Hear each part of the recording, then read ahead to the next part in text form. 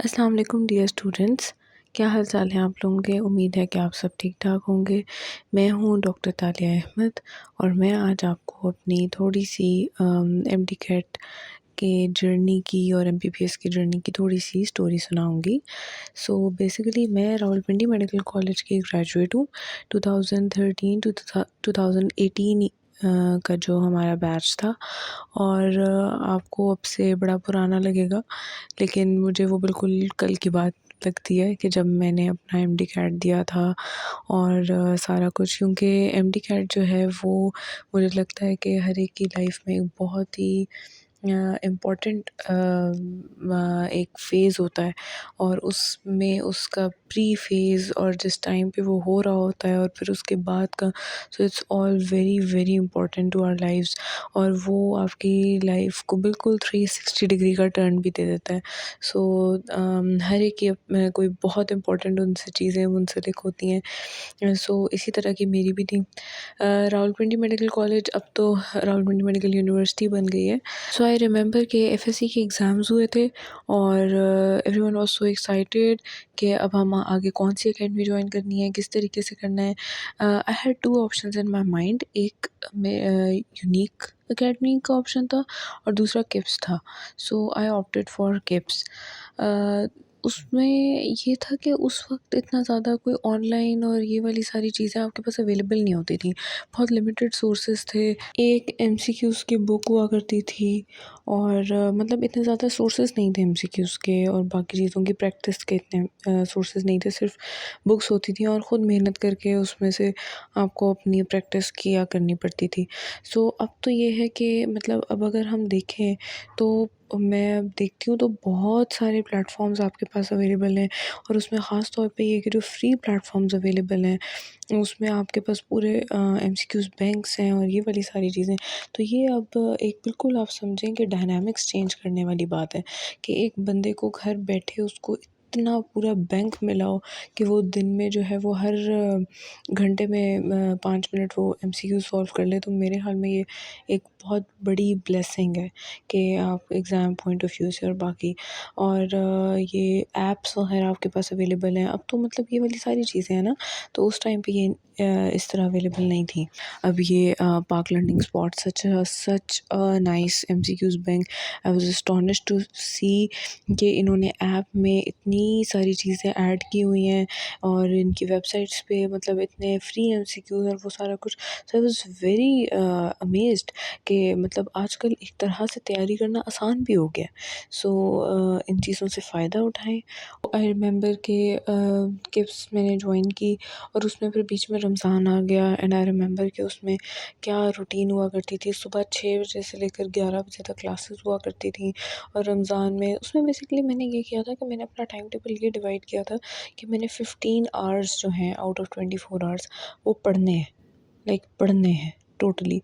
और उसमें से मतलब आप ट्रैवलिंग का और वो सारे निकाल के, तो आई रिमेंबर कि उसमें से सिर्फ 3 घंटे सोने के रखे थे मैंने। और उस 3 घंटे को मैंने फर्दर डिवाइड करके 2.5 घंटे रात की नींद और आधा घंटा दोपहर में nap. So basically that was the time जो मुझे लगता है कि एमबीबीएस से भी ज़्यादा डिफ़िकल्ट था, क्योंकि वो एक ऐसा टाइम होता है कि इट्स लाइक डू और डाई। तो उस वक्त आपको मोटिवेटेड रहना और वो सारी चीज़ बहुत इम्पोर्टेंट होती है। हम मोटिवेशनल स्पीकर्स भी मुझे याद है कि आया करते थे और उनके वो थोड़े-थोड़े दिनों के बाद आपको ना वो एक मैं खुद भी मोटिवेशनल कोट्स और वो चीज़ें पढ़ती रहती थी और मैंने स्टिकी नोट्स बना के लगाए होते थे अपने रूम में। सो उससे ये होता है कि आप ना बिल्कुल ऑफ द ट्रैक नहीं होते। सो ये चीज़ें इम्पोर्टेंट होती हैं आपके लिए। फिर उसके बाद ये हुआ कि एमडी कैट की पूरी हम तैयारी की एंड आई रिमेंबर कि किस तरीके से एमसीक्यूज़ सॉल्व करते थे और वो सारा कुछ।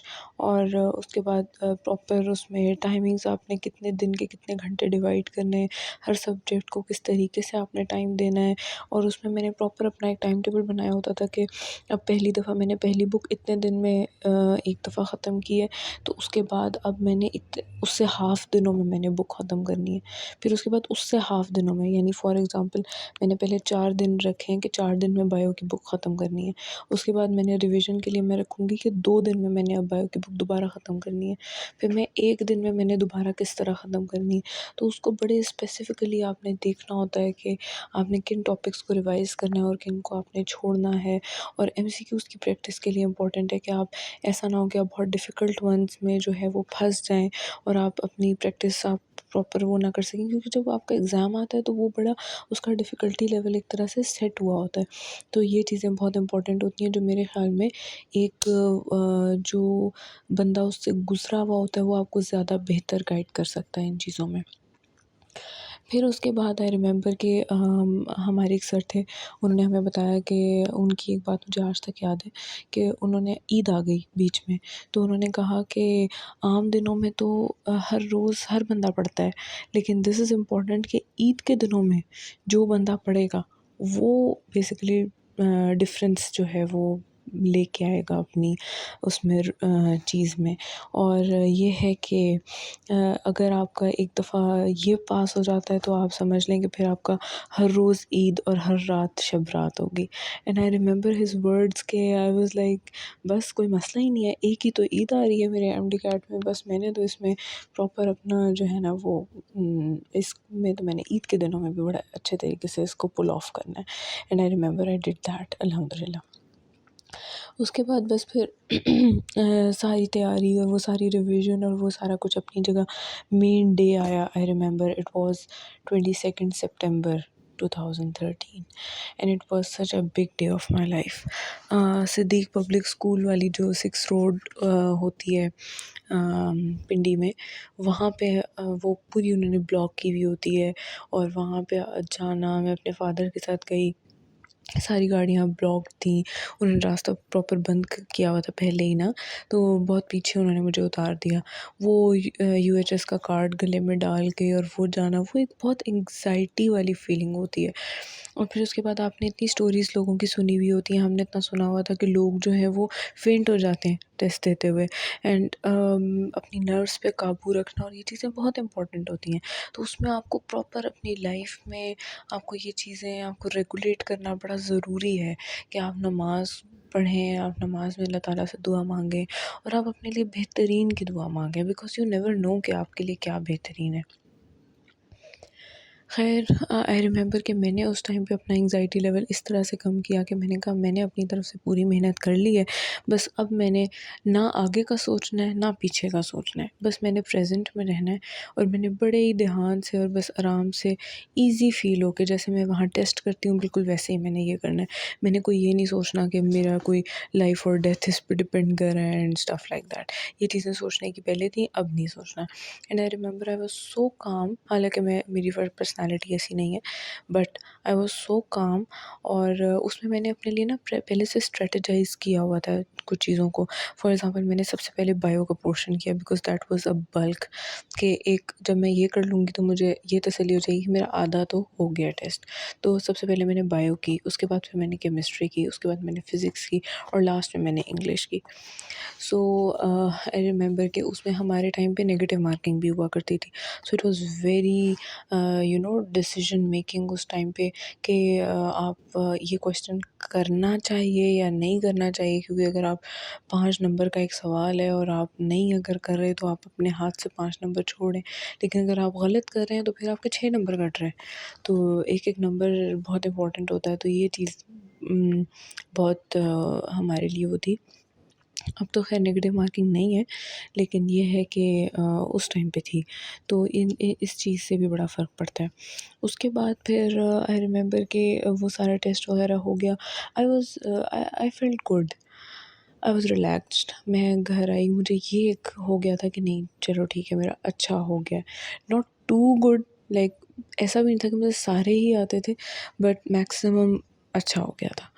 अल्हम्दुलिल्लाह। और उसमें मेरी अपनी स्ट्रैटेजीज़ बहुत मुझे लगता है कि काम आई उस टाइम पे। जिस तरह मैंने अपने एमसीक्यूज़ को कैटेगराइज़ किया कि जो बहुत डिफ़िकल्टी लेवल वाले थे उन पे मैंने 3 डॉट्स लगाए हुए थे, और जो सिंपल डिफ़िकल्टी वाले थे यानी जिस पे मुझे सिर्फ थोड़ी सी देर सोचना था उसमें मैंने सिंगल डॉट लगाया हुआ था, ताकि मैं करते करते पहले मैं एक दफ़ा अपने सारे मैंने एमसीक्यूज़ कर लिए, जिस पे मुझे जो बिल्कुल मतलब श्योर शॉट थे उनको तो मैंने पहली दफ़ा में कर लिया। सिंपल वालों पे मैंने 1 डॉट लगा लिया, थोड़े से डिफ़िकल्ट पे मैंने 2 डॉट्स, और वेरी डिफ़िकल्ट पे 3 डॉट्स। सो बेसिकली ताकि जब मैं दोबारा हूँ तो मैं पहले सिंगल डॉट्स को देखूँ, उसके बाद फिर मैं डबल डॉट्स को देखूँ, और इन केस अगर मेरे पास टाइम ना बचे तो मैं ट्रिपल डॉट्स वालों को छोड़ूँ।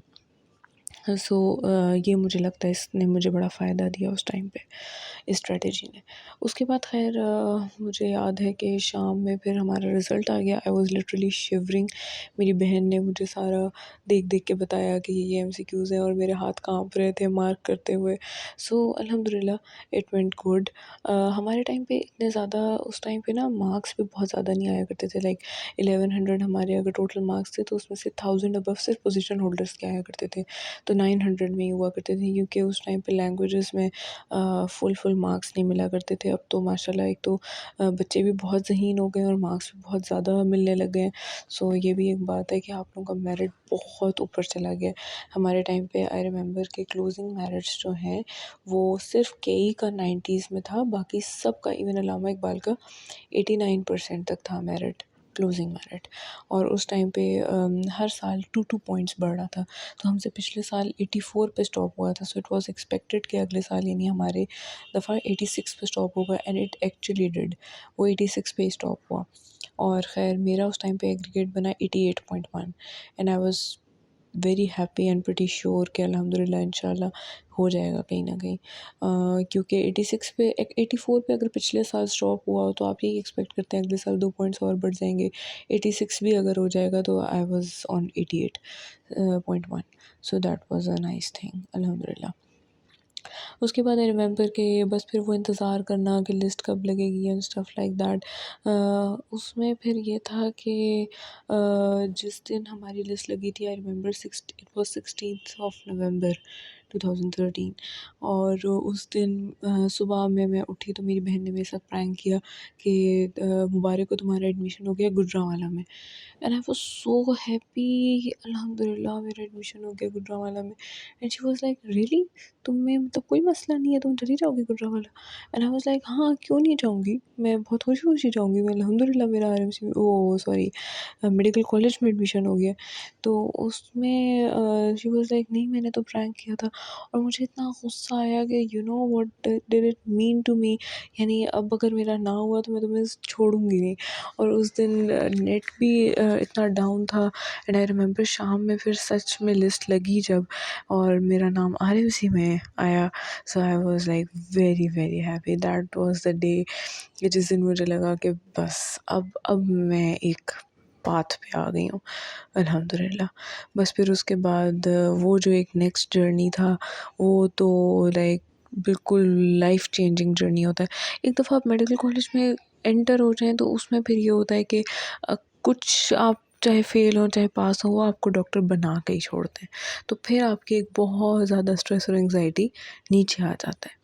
उसमें आप उतने स्ट्रेस नहीं रहते जितना इस टाइम पे होते हैं। सो वाक़ई अगर कोई आपको ये कहता है कि एमडी-कैट ज़्यादा मुश्किल है as compare to MBBS, he is a kind of right. क्योंकि आप एक दफ़ा जब एक फ़ील्ड में आ जाते हैं तो फिर आप कुछ ना कुछ कर लेते हैं, फिर इतना इशू नहीं होता। फिर आपके पास सीनियर्स होते हैं, चीज़ें होती हैं, आपको मतलब एक पाथ मिल जाता है। लेकिन अभी जो वक़्त है ये बिल्कुल ज़ाया करने वाला नहीं है।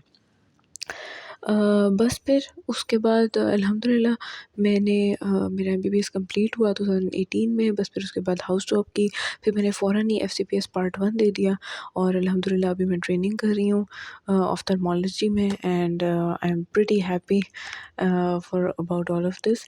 सो प्लीज़ ज़रूर फीडबैक दीजिएगा, और ये भी बताइएगा कि इसमें से कौन सी चीज़ पे आप ज़्यादा चाहेंगे कि आपको आगे भी थोड़ी सी गाइडेंस दी जाए, और कुछ चीज़ें जो आप मज़ीद ऐड करना चाहें वो भी बताएँ। मोर ओवर ये बहुत इम्पोर्टेंट जो चीज़ है वो ये है कि अब आजकल आप लोगों के पास जो प्लेटफ़ॉर्म्स हैं, इनसे आपने बहुत फ़ायदा उठाना है। हमारे टाइम पे ये चीज़ें उस टाइम पे अवेलेबल नहीं थी, और अब जब मैं देखती हूँ तो मैं सोचती हूँ कि ये चीज़ें कितनी लाइफ़ चेंजिंग थिंग्स हैं। फॉर एग्ज़ाम्पल आप मतलब रात को सोने से पहले आप स्क्रॉल कर लो, और आप उसमें जो है वो ऐप से एमसीक्यूज़ निकाल के पढ़ लो। सो ये कोई कम वो बात नहीं है। तो इसलिए this is a very thing कि आप अपनी इन चीज़ों को आप इम्प्रूव करो, और आप इन वेबसाइट से फ़ायदा उठाओ। ये जो चीज़ें आपको मिल रही हैं, इसमें आप फ्री वेबसाइट्स हैं। अब ये Pak Learning Spot such a nice MCQs bank. I was astonished to see कि इन्होंने ऐप में इतनी सारी चीज़ें ऐड की हुई हैं, और इनकी वेबसाइट्स पे मतलब इतने फ्री एमसीक्यूज़ और वो सारा कुछ। सो आई वाज़ वेरी अमेज़्ड कि मतलब आजकल एक तरह से तैयारी करना आसान भी हो गया है। सो इन चीज़ों से फ़ायदा उठाएँ, और जितना इल्म मिलता है वो लें, और इस टाइम को बिल्कुल ज़ाया ना करें। This is very important. बाकी best of luck. Thank you.